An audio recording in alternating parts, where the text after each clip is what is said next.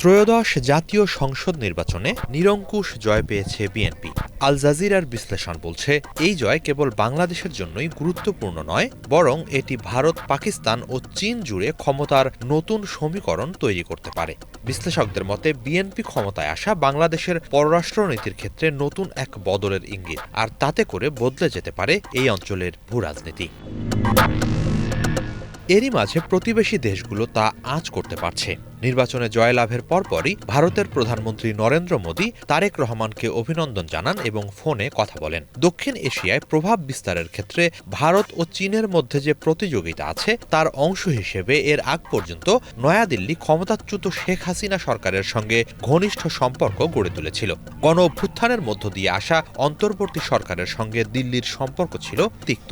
তবে এবারে বিএনপির সঙ্গে হৃদ্যতা বাড়িয়ে সম্পর্ক স্বাভাবিক করতে আগ্রহী দেখা যাচ্ছে দিল্লিকে। সব মিলিয়ে হাসিনা পরবর্তী বাংলাদেশে ভারত একটি নতুন রাজনৈতিক বাস্তবতার সঙ্গে খাপ খাইয়ে নিতে শুরু করেছে।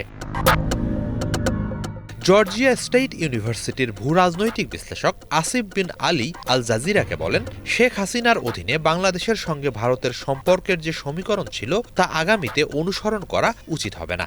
দুপক্ষের মধ্যেই সম্পর্ক ভারসাম্যমূলক থাকা জরুরি, যা পারস্পরিক শ্রদ্ধা, পারস্পরিক সার্বভৌমত্ব এবং একে অপরের অভ্যন্তরীণ রাজনীতিতে হস্তক্ষেপ না করার ওপর জোর দেয়। একই সঙ্গে বাংলাদেশের কৌশলগত স্বায়ত্তশাসনের পরিসরও থাকবে।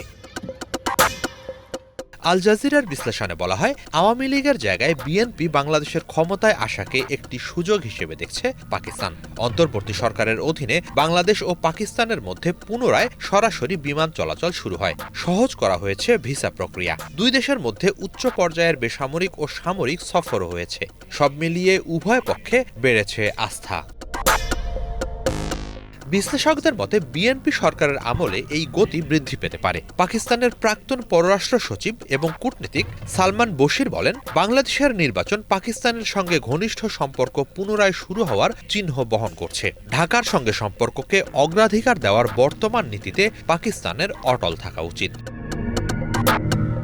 গত মাসে পাকিস্তানি সেনাবাহিনী জানায়, তারা বাংলাদেশের সঙ্গে পাকিস্তানে তৈরি JF-17 যুদ্ধ বিমান বিক্রির জন্য আলোচনা করছে। বশির বলেন, এ যাত্রায় প্রতিরক্ষা বিষয়ে বাংলাদেশ, পাকিস্তান ও চীন আরও ঘনিষ্ঠ হতে পারে। Bangladesh centre for Indo Pacific অ্যাফেয়ার্সের নির্বাহী পরিচালক শাহাব এনাম খানের মতে, বিএনপি ইসলামাবাদ ও দিল্লি উভয়ের প্রতি আরও লেনদেনমূলক দৃষ্টিভঙ্গি অনুসরণ করবে।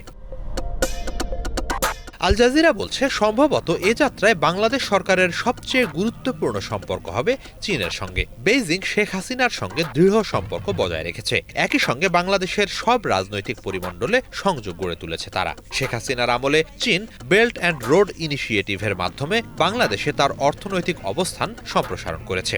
বাংলাদেশের সঙ্গে অবকাঠামোগত বিনিয়োগ এবং সামরিক সহযোগিতাও আরও গভীর করেছে তারা।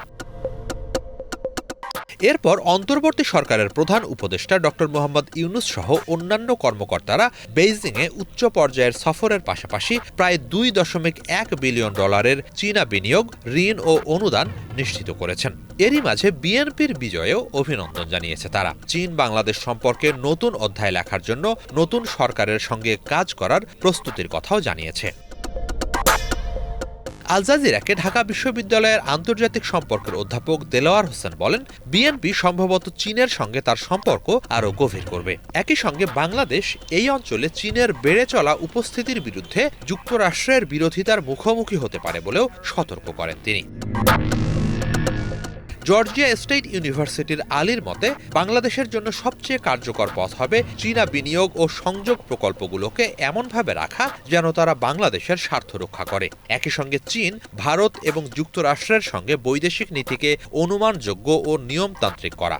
ঢাকা যদি তার অগ্রাধিকার সম্পর্কে স্বচ্ছ হতে পারে এবং চীনকে নিরাপত্তা প্রতীকের পরিবর্তে অর্থনৈতিক খাতে কেন্দ্রীভূত রাখতে পারে, তাহলে নিজস্ব কৌশলগত অবস্থান ধরে রাখা এবং পরাশক্তিগুলোর প্রতিদ্বন্দ্বিতার চাপে না পড়ার সুযোগ থাকবে। বিএনপির ইশতেহারে বাংলাদেশ প্রথম নীতির ওপর জোর দেয়া হয়েছে। Bangladesh centre for Indo Pacific অ্যাফেয়ার্সের শাহাব এনাম খান বলেন, নতুন প্রশাসনকে তার কূটনীতি বড় বড় কথায় নয়, বরং বাস্তববাদের ভিত্তিতে গড়ে তুলতে হবে। সার্বিক প্রেক্ষাপটে বিএনপির এবারের শাসনামল এশিয়া ঘিরে আঞ্চলিক ও বৈশ্বিক ভূ রাজনীতিতে নতুন এক অধ্যায়ের সূচনা করবে বলেই মনে করা হচ্ছে। হিজল জোবায়ের, বাংলা ভিশন।